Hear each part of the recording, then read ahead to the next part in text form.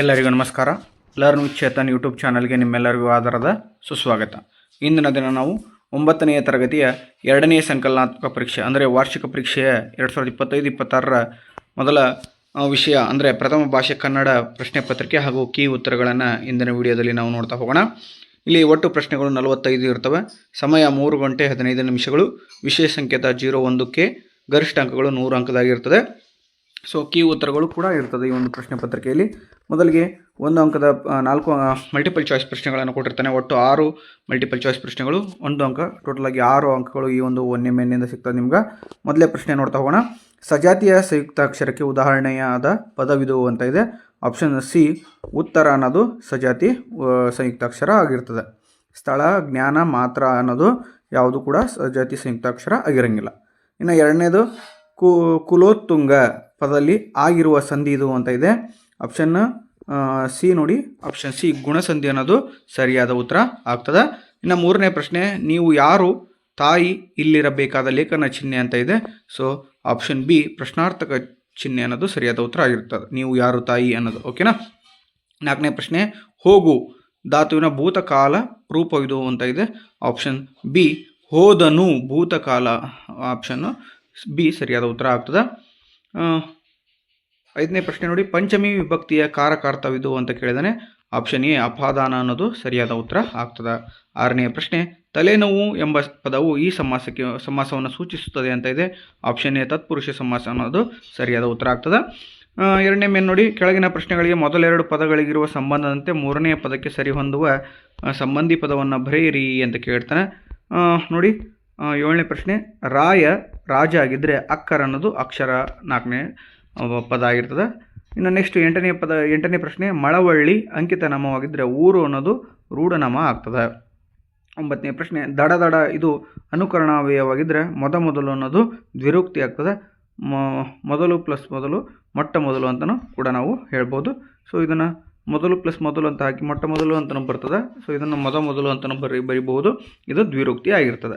10ನೇ ಪ್ರಶ್ನೆ, ಗಂಗಾ ಜಾತ ಇದು ಭೀಷ್ಮ ಆಗಿದ್ದರೆ ತ್ರಿಣಯ ಅನ್ನೋದು ಈಶ್ವರ ಆಗಿರ್ತಾನೆ. ತ್ರಿಣಯ ಅಂದರೆ 3 ಕಣ್ಣು ಉಳ್ಳವನು ಅಂತ. ಓಕೆನಾ. ನೆಕ್ಸ್ಟ್ ನೋಡಿ 1 ಅಂಕದ ಪ್ರಶ್ನೆಗಳು. ತಲಕಾಡು ಕೋಟೆಯನ್ನು ಗೆದ್ದ ವಿಷ್ಣುವರ್ಧನ ಭೂಪಾಲನಿಗೆ ಸಂದ ಬಿರುದು ಯಾವುದು ಅಂತ ಇದೆ. ಸೊ ಆನ್ಸರ್ ತಲಕಾಡುಗೊಂಡ ಅನ್ನೋದು ಸರಿಯಾದ ಉತ್ತರ ಆಗ್ತದೆ. 12ನೇ ಪ್ರಶ್ನೆ, ಜಯಪುರದ ಪೂರ್ವದ ರಾಜಧಾನಿ ಯಾವುದು ಅಂತ ಇದೆ. ಸೊ ಅಂಬೇರ ಅನ್ನೋದು ಸರಿಯಾದ ಉತ್ತರ ಆಗ್ತದೆ. 13ನೇ ಪ್ರಶ್ನೆ, BGL ಸ್ವಾಮಿ ಅವರಿಗೆ ಯಾರ ಪಿಟೀಲು ವಾದನವೆಂದರೆ ಇಷ್ಟ?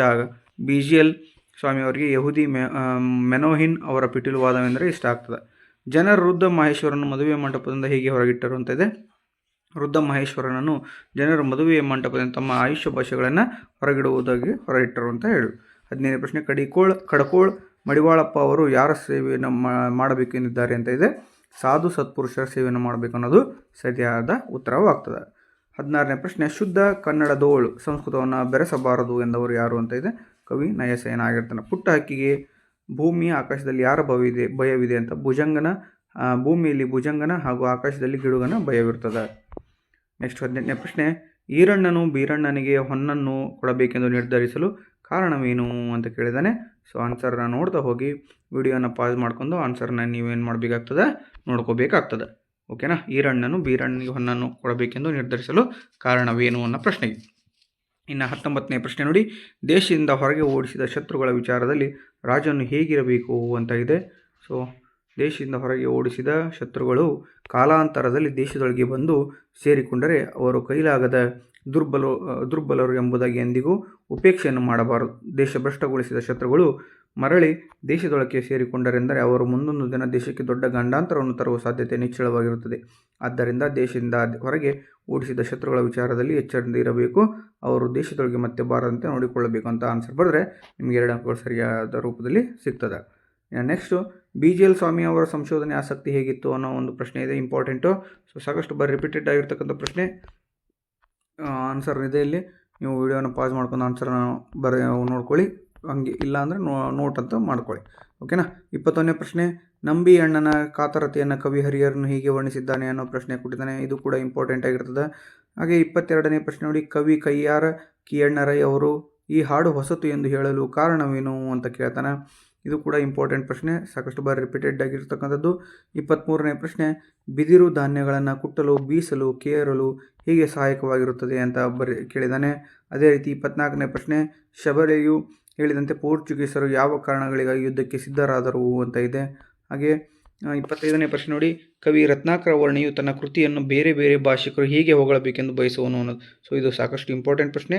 ಸೊ ಸರಿಯಾದ ಪ್ರಮಾಣದಲ್ಲಿ ನೋಡ್ಕೊಳ್ಳಿ, ಹಾಗೆ ಹೆಚ್ಚು ಹೆಚ್ಚು ಅಂಕಗಳನ್ನು ಗಳಿಸಿ ಅಂತ ಹೇಳ್ತಾ ನೆಕ್ಸ್ಟ್ 26ನೇ ಪ್ರಶ್ನೆ ನೋಡಿ, ದುರ್ಗಪ್ಪನು ಶಂಕರಣ್ಣನಿಗೆ ಕುಲದ ಬಗ್ಗೆ ಹೇಳಿದ ನೀತಿ ಮಾತುಗಳಾವು ಅಂತ ಕೇಳಿದ್ದಾನೆ. ಹಾಗೆ 27ನೇ ಪ್ರಶ್ನೆ, ಪಂಡರಿಬಾಯಿ ಅವರು ನಾಟಕದಲ್ಲಿ ಬಣ್ಣ ಹಚ್ಚಲು ಕಾರಣವೇನು ಅಂತ ಇದೆ. ಅದೇ ರೀತಿ ಇಲ್ಲಿ ಕವಿ ಸಾಹಿತಿಗಳ ಬಗ್ಗೆ 3 ಅಂಕದ ಒಂದು ಪ್ರಶ್ನೆ ಬರ್ತದೆ, ಎರಡು ಬರ್ತವೆ. ಸೊ ಕವಿ, ಕೃತಿ, ಕಾಲ, ಪರಿಚಯ ಬರೀಬೇಕಾಗ್ತದೆ. ಶಿವರಾಮ್ ಕಾರಂತರ ವರದಿ ಕೊಟ್ಟಿದ್ದಾನೆ. ಕಡಲ ತೀರದ ಭಾರ್ಗವ ಎಂದು ಪ್ರಸಿದ್ಧರಾದ ಶ್ರೀ ಕೋಟಾ ಶಿವರಾಮ್ ಕಾರಂತ್ ಅವರು ಕ್ರಿಸ್ತಶಕ 1902ರಲ್ಲಿ ಉಡುಪಿ ಜಿಲ್ಲೆಯ ಕೋಟದಲ್ಲಿ ಜನಿಸ್ತಾರೆ. ಇವರು ಅಬುವಿನಿಂದ ಬರಾಮಕ್ಕೆ, ಅಪೂರ್ವ ಪಶ್ಚಿಮ, ಮುಖಜ್ಜಿಯ ಕನಸುಗಳು, ಚೋಮನ ದುಡಿ, ಮರಳಿ ಮಣ್ಣಿಗೆ, ಬೆಟ್ಟದ ಜೀವ, ಹುಚ್ಚು ಮನಸ್ಸಿನ 10 ಮುಖಗಳು ಎನ್ನುವ ಮೊದಲಾದ ಕೃತಿಗಳನ್ನು ರಚಿಸಿದ್ದಾರೆ. ಇವರಿಗೆ ಭಾರತೀಯ ಜ್ಞಾನಪೀಠ ಪ್ರಶಸ್ತಿಯನ್ನು, ಕೇಂದ್ರ ಸಾಹಿತ್ಯ ಅಕಾಡೆಮಿ ಪ್ರಶಸ್ತಿಯನ್ನು ಹಾಗೆ ಪಂಪ ಪ್ರಶಸ್ತಿಯನ್ನು ನೀಡಿ ಗೌರವಿಸಲಾಗಿದೆ ಅಂತ ಬರೆದ್ರೆ ನಿಮಗೆ 3 ಅಂಕಗಳು ದೊರೀತದೆ. ಇನ್ನು next S V Parameshwara Bhat ಅವರು ಕೇಳ್ತಾನೆ. Doctor S V Parameshwara Bhat ಅವರು ಕ್ರಿಸ್ತಶಕ 1914ರಲ್ಲಿ ಚಿಕ್ಕಮಗಳೂರು ಜಿಲ್ಲೆಯ ಶೃಂಗೇರಿಯಲ್ಲಿ ಜನಿಸ್ತಾರೆ. ಇವರು ಗಗನಚುಕ್ಕಿ, ಇಂದ್ರಚಾಪ, ಸುರಹೊನ್ನೆ, ಉಪ್ಪು ಕಡಲು, ರಾಗಿಣಿ ಮೊದಲಾದ ಕೃತಿಗಳನ್ನು ರಚಿಸಿದ್ದಾರೆ. ಇವರಿಗೆ ಕೇಂದ್ರ ಮತ್ತು ರಾಜ್ಯ ಸಾಹಿತ್ಯ ಅಕಾಡೆಮಿಗಳ ಪುರಸ್ಕಾರಗಳು ದೊರೆತಿವೆ ಹಾಗೂ ಕನ್ನಡ ಸಾಹಿತ್ಯ ಪರಿಷತ್ತಿನ ಗೌರವ ಸದಸ್ಯರಾಗಿಯೂ ಕೂಡ ಸೇವೆಯನ್ನು ಸಲ್ಲಿಸಿದ್ದಾರೆ ಅಂತ ಬರೆದ್ರೆ 3 ಅಂಕಗಳು ನಿಮಗೆ ದೊರೆಯುತ್ತದೆ. ಇನ್ನು ಛಂದಸ್ಸಿನ ಹೆಸರನ್ನು ಬರೆಯಕ್ಕೆ ಕೇಳಿದಾನೆ. ಪ್ರಸ್ತಾರಾಗಿ ಗಣ ವಿಂಗಡಿಸಿ ಛಂದಸ್ಸನ್ನು ಬರೀಬೇಕಾಗ್ತದೆ ನೀವು. ಓಕೆ, ಈಸಿಯಾಗಿರ್ತಕ್ಕಂಥದ್ದು. ಇದು ಕಂದ ಪದ್ಯ ಆಗಿರ್ತದೆ. ಈ ಮೇಲಿನ ಪದ್ಯವು ಮಾತ್ರಗಣದ ಕಂದ ಪದ್ಯದಲ್ಲಿ ರಚಿತವಾಗಿದೆ ಅಂತ ಬರೆದ್ರೆ 3 ಅಂಕಗಳು ನಿಮಗೆ ದೊರೆಯುತ್ತದೆ. ಹಾಗೆ ಅಲಂಕಾರ ಹೆಸರಿಸೋದು ಇದೆ, ಇದು ಕೂಡ 3 ಅಂಕ. ಸುಲಿದ ಬಾಳೆಯ ಹಣ್ಣಿನಂದದಿ ಅಂತ ಇದೆ. ಸೊ ಇಲ್ಲಿ ಉಪಮಾಲಂಕಾರ ಆಗ್ತದೆ. 2 ವಸ್ತುಗಳಿಗಿರುವ ಸಾದೃಶ್ಯ ಸಂಪತ್ತನ್ನು ಪರಸ್ಪರ ಹೋಲಿಸಿ ವರ್ಣಿಸಿದರೆ ಅದು ಉಪಮಾಲಂಕಾರ ಆಗ್ತದೆ. ಉಪಮೇಯ ಸ್ಪಷ್ಟವಾಗಿಲ್ಲ, ಕನ್ನಡ ನುಡಿ ಅನ್ನೋದು. ಉಪಮಾನ ಸುಲಿದ ಬಾಳೆಯ ಹಣ್ಣಾಗಿರ್ತದೆ. ಉಪಮಾವಾಚಕ ಅಂದದಿ ಅಂತ ಇದೆ. ಸಮಾನ ಧರ್ಮ ಸ್ಪಷ್ಟವಾಗಿಲ್ಲ. ಸಮನ್ವಯ ಅಂತ ಬರೆದ್ರೆ ಏನು ಬರೀಬೇಕಪ್ಪ ಅಂದರೆ, ಇಲ್ಲಿ ಉಪಮೇಯವಾದ ಕನ್ನಡ ನುಡಿಯನ್ನು ಉಪಮಾನವಾದ ಸುಲಿದ ಬಾಳೆಯ ಹಣ್ಣಿಗೆ ಪರಸ್ಪರ ಹೋಲಿಸಿ ವರ್ಣಿಸಲಾಗಿದೆ. ಆದ್ದರಿಂದ ಈ ವಾಕ್ಯವು ಉಪಮಾಲಂಕಾರಕ್ಕೆ ಉದಾಹರಣೆಯಾಗಿದೆ ಅಂತ ಬರೆದ್ರೆ 3 ಅಂಕಗಳು ನಿಮಗೆ ದೊರೆಯುತ್ತದೆ. ಇನ್ನು ಗಾದೆ ಮಾತು ವಿಸ್ತರಿಸಿ ಬರೆಯೋದು 3 ಅಂಕ ಸುಲಭವಾಗಿ ದೊರೆಯೋದು. ಬೆಳ್ಳಗಿರುವುದೆಲ್ಲ ಹಾಲಲ್ಲ ಅನ್ನೋ ಒಂದು ಗಾದೆ ಇರ್ತದೆ. ಹಾಗೆ ಇನ್ನೊಂದು ಅಥವಾ ಗಾದೆಯನ್ನು ಕೊಟ್ಟಿರ್ತಾರೆ, ದೂರದ ಬೆಟ್ಟ ಕಣ್ಣಿಗೆ ನುಣ್ಣಗೆ ಅನ್ನೋದು. ಸೊ ಎರಡರಲ್ಲಿ ಯಾವುದಾದ್ರೂ ಒಂದನ್ನು ನೀವು ಬರೀಬೇಕಾಗ್ತದೆ. ಓಕೆ, ಇನ್ನು 4 ಅಂಕದ ಪ್ರಶ್ನೆಗಳು ಕಂಡು ಬರ್ತವೆ ನಿಮಗೆ.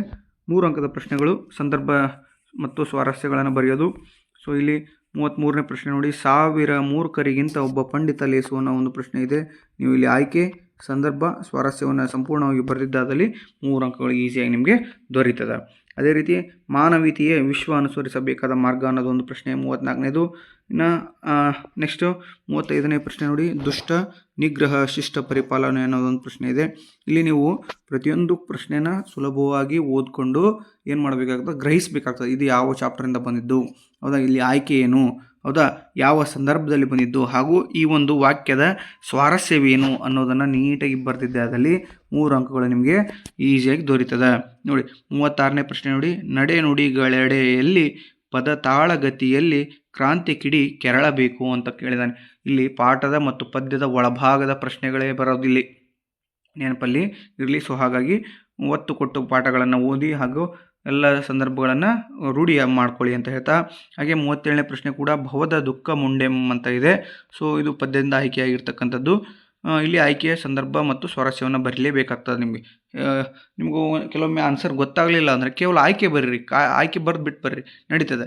ಓಕೆ, ಅಲ್ಲಿ 1 ಅಂಕ ನಿಮಗೆ ದೊರೀತದೆ. ಹಾಗೆ 38ನೇ ಪ್ರಶ್ನೆ ನೋಡಿರಿ, ಕಟ್ಟುಗೆ ಕಟ್ಟದಕ್ಕೆ ಕಡಲಂ ಕಪಿಸಂತತಿ ಅನ್ನೋದೊಂದು ಪ್ರಶ್ನೆ ಕೊಟ್ಟಿದ್ದಾರೆ. ನೇಮಿಚಂದ್ರ ಅವರು ರಚಿಸಿರ್ತಕ್ಕಂಥದ್ದು ಇದು. ಇನ್ನು ನೆಕ್ಸ್ಟು ಪದ್ಯ ಭಾಗವನ್ನು ಪೂರ್ಣಗೊಳಿಸಿ 4 ಅಂಕದ ಪ್ರಶ್ನೆ. 2 ಕೊಟ್ಟಿರ್ತಾನೆ, 2ರಲ್ಲಿ ಯಾವುದಾದ್ರೂ ನೀವು ಈಸಿಯಾಗಿರೋದನ್ನು ನೀವು ಬರೀಬೇಕಾಗ್ತದೆ. ಹಾಗೆ ನೆಕ್ಸ್ಟು ಪದ್ಯ ಭಾಗವನ್ನು ಕೊಟ್ಟಿರ್ತಾನೆ, ಆ ಪದ್ಯವನ್ನು ನೀವೇನು ಮಾಡಬೇಕು, ವಿವರಣೆ ಮಾಡಬೇಕಾಗ್ತದೆ. ಇಲ್ಲಿ ಇದು ಯಾವ ಪದ್ಯ ಅಂತ ಬರೀಬೇಕು ಅಂದರೆ ಯಾವ ಪದ್ಯದ ಹೆಸರು, ಅದನ್ನು ಯಾರು ಬರೆದ್ರು ಮತ್ತು ಯಾವ ಒಂದು ಆಯ್ಕೆ ಮಾಡಿಕೊಂಡ್ರು, ಯಾವ ಒಂದು ಕವನ ಸಂಕಲನದಿಂದ ಆಯ್ಕೆ ಮಾಡಿಕೊಂಡ್ರು ಅಥವಾ ಯಾವುದೋ ಒಂದು ಕೃತಿಯಿಂದ ಆಯ್ಕೆ ಮಾಡಿಕೊಂಡ್ರು ಅನ್ನೋದನ್ನು ಬರಿಬೇಕಾಗ್ತದೆ. ಇನ್ನು ನೆಕ್ಸ್ಟು 8 ವಾಕ್ಯಗಳಲ್ಲಿ ಬರೆಯೋದಾಗಿರ್ತದೆ. ಸೊ 41ನೇ ಪ್ರಶ್ನೆ ನೋಡಿ, ಅಧಿಕಾರ ಎನ್ನುವುದು ಕಾಯಕ ಎನ್ನುವ ಭಾವನೆ ಅಧಿಕಾರ ನಾಟಕದಲ್ಲಿ ಹೇಗೆ ಮೂಡಿ ಬಂದಿದೆ ಅನ್ನೋದನ್ನು ನಿಮ್ಮ ವಾಕ್ಯಗಳಲ್ಲಿ ಬರೀರಿ ಅಂತ 4 ಅಂಕದ ಪ್ರಶ್ನೆ ಕೇಳ್ತಾನೆ. ಸೊ ಇಲ್ಲಿ ನೀವು ನೀಟಾಗಿ ಎಕ್ಸ್ಪ್ಲೇನ್ ಮಾಡಬೇಕಾಗ್ತದೆ. ಹೌದಾ, ಇಲ್ಲಿ ಪ್ಯಾರಾಗ್ರಾಫ್ ಮೂಲಕ ಏನು ಮಾಡಬೇಕಾಗ್ತದೆ, ಪ್ಯಾರಾಗ್ರಾಫ್ ಮಾಡಿ ನೀವು ಮಾಹಿತಿಯನ್ನು ಸರಿಯಾದ ರೂಪದಲ್ಲಿ ಬರೀಲೇಬೇಕಾಗ್ತದೆ. ಇನ್ನು ಅಥವಾ ಪ್ರಶ್ನೆ ಕೊಟ್ಟಿದ್ದ ನೋಡಿ, ಬಿಜ್ಜಳ ಮತ್ತು ಬಸವಣ್ಣನವರ ನಡುವೆ ನಡೆದ ಸಂಭಾಷಣೆಯನ್ನು ನಿಮ್ಮ ಮಾತುಗಳಲ್ಲಿ ಬರೆಯಿರಿ ಅಂತ ಇದೆ. ಸೊ ಅವರಿಬ್ಬರ ಬಿಜ್ಜಳ ಮತ್ತು ಬಸವಣ್ಣರ ನಡುವೆ ನಡೆದಿರ್ತಕ್ಕಂತಹ ಸಂಭಾಷಣೆಯನ್ನು ನಿಮ್ಮ ಮಾತುಗಳಲ್ಲಿ ವಿವರಿಸಬೇಕಾಗ್ತದೆ ನೀವು.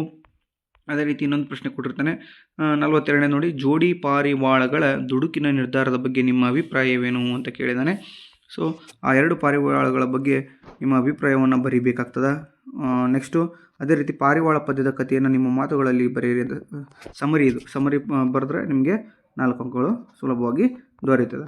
ಓಕೆ, ಇನ್ನು ನೆಕ್ಸ್ಟು ಒಂದು ಗದ್ಯ ಭಾಗವನ್ನು ಕೊಟ್ಟಿರ್ತಾನೆ. ಆ ಗದ್ಯದಲ್ಲಿ ನೀವು ಏನು ಮಾಡಬೇಕಾಗ್ತದೆ, 2 ಕ್ವಶನ್ ಕೊಟ್ಟಿರ್ತಾನೆ, 2 ಕ್ವಶನ್ಗಳನ್ನ ಆನ್ಸರನ್ನು ಹುಡುಕಿ ಬರೀಬೇಕಾಗ್ತದೆ. ಓಕೆನಾ. ಇನ್ನು ನೆಕ್ಸ್ಟ್ ನೋಡಿ, ಒಂದು ಲೆಟರ್ ಕೊಟ್ಟಿರ್ತಾನೆ. ಸೊ 2ರಲ್ಲಿ ಯಾವುದಾದ್ರೂ ಒಂದನ್ನು ಬರೀಬೇಕಾಗ್ತದೆ. ಒಂದು ನಿಮಗೆ ಏನು ಕೊಟ್ಟಿರ್ತಾನಪ್ಪ ಅಂದರೆ ವೈಯಕ್ತಿಕ ಪತ್ರ ಕೊಟ್ಟಿರ್ತಾನೆ, ಇನ್ನೊಂದು ಆಫಿಷಿಯಲ್ ಪತ್ರ ಕೊಟ್ಟಿರ್ತಾನೆ, ವ್ಯಾವಹಾರಿಕ ಪತ್ರ. ಸೊ 2ರಲ್ಲಿ ಯಾವುದಾದ್ರೂ ಒಂದನ್ನು ಬರೀಬೇಕಾಗ್ತದೆ ನೀವು. ನೆಕ್ಸ್ಟು ಅದೇ ರೀತಿ ಒಂದು ಪ್ರಬಂಧ ಇರ್ತದೆ. ಸೊ ಪ್ರಬಂಧ 3 ಕೊಟ್ಟಿರ್ತಾನೆ, ಯಾವುದಾದ್ರೂ ಒಂದನ್ನು ಬರೀಬೇಕು. ಯಾವುದು ಕೊಟ್ಟಿದ್ದಾನೆ ಅಂದರೆ ನೋಡಿರಿ, ತ್ಯಾಜ್ಯ ವಸ್ತು ನಿರ್ವಹಣೆ ಕೊಟ್ಟಿದ್ದಾನೆ. ಇಲ್ಲಿ ವಿಷಯ ಪೀಠಿಕೆ ಬರೀಬೇಕು, ನೆಕ್ಸ್ಟ್ ವಿಷಯ ನಿರೂಪಣೆ ಬರೀಬೇಕು, ತದನಂತರ ಉಪಸಂಹಾರ ಬರೀಬೇಕು. ಇನ್ನು ಅಥವಾ ನೋಡಿ, ರಾಷ್ಟ್ರೀಯ ಭಾವೈಕ್ಯದ ಮಹತ್ವ ಕೊಟ್ಟಿದ್ದಾನೆ. ಅದು ಕೂಡ ಪೀಠಿಕೆ, ವಿಷಯ ನಿರೂಪಣೆ ಮತ್ತು ಉಪಸಂಹಾರ ಬರೆದ್ರೆ ನಿಮಗೆ 5 ಅಂಕಗಳು ಸುಲಭವಾಗಿ ದೊರೆಯುತ್ತದೆ. ಓಕೆನಾ. ಸೊ ಇದಾಗಿತ್ತು ಇಂದಿನ ವಿಡಿಯೋ. 9ನೇ ತರಗತಿಯ ಸಂಕಲನಾತ್ಮಕ ಪರೀಕ್ಷೆ 2ರ ಕನ್ನಡ ವಿಷಯದ ಪ್ರಶ್ನೆ ಪತ್ರಿಕೆ ಮತ್ತು ಕೀ ಉತ್ತರಗಳಾಗಿದ್ದವು. ಈ ಒಂದು ಪ್ರಶ್ನೆ ಪತ್ರಿಕೆಯನ್ನು ನೀವು ಸರಿಯಾದ ಪ್ರಮಾಣದಲ್ಲಿ ಓದ್ಕೊಂಡಿದ್ದರೆ ಅದರಲ್ಲಿ ಹೆಚ್ಚು ಅಂಕಗಳನ್ನು, ಅಂದರೆ ಸುಲಭವಾಗಿ 100ಕ್ಕೆ 100 ಅಂಕಗಳನ್ನು ಗಳಿಸ್ಬೋದು ಅಂತ ಹೇಳ್ತಾ, ಈ ವಿಡಿಯೋ ನಿಮಗೆ ಇಷ್ಟವಾಗಿದ್ದರೆ ಇನ್ನೂ ಎಲ್ಲ ಒಂದು ತರಗತಿಯ ಸಂಕಲನಾತ್ಮಕ ಪರೀಕ್ಷೆ 2ರ ವಾರ್ಷಿಕ ಪರೀಕ್ಷೆಯ ಪ್ರಶ್ನೆ ಪತ್ರಿಕೆ ಮತ್ತು ಕೀ ಉತ್ತರಗಳು ಬೇಕಿದ್ದರೆ ವಿಡಿಯೋವನ್ನು ಮಾಡ್ತೀವಿ ನಾವು. ಸೊ ದಯವಿಟ್ಟು ಲೈಕ್ ಮಾಡಿ, ಶೇರ್ ಮಾಡಿ, ಕಮೆಂಟ್ ಮಾಡಿ, ಹಾಗೆ ಸಬ್ಸ್ಕ್ರೈಬ್ ಮಾಡ್ಕೊಳ್ಳೋದನ್ನು ಮರಿಬೇಡಿ. ನಿಮ್ಮ ಒಂದೊಂದು ಸಬ್ಸ್ಕ್ರಿಪ್ಷನ್ ನಮಗೆ ಹೆಚ್ಚು ವಿಡಿಯೋ ಮಾಡಲಿಕ್ಕೆ ಸ್ಫೂರ್ತಿಯನ್ನು ನೀಡುತ್ತೆ. ದಯವಿಟ್ಟು ಸಬ್ಸ್ಕ್ರೈಬ್ ಮಾಡ್ಕೊಳ್ಳಿ ಅಂತ ಹೇಳ್ತಾ, ಇಷ್ಟೊತ್ತು ವಿಡಿಯೋ ನೋಡಿರ್ತಕ್ಕಂಥ ನಿಮ್ಮೆಲ್ಲರಿಗೆ ಧನ್ಯವಾದಗಳನ್ನು ತಿಳಿಸ್ತೇನೆ. Thank you so much.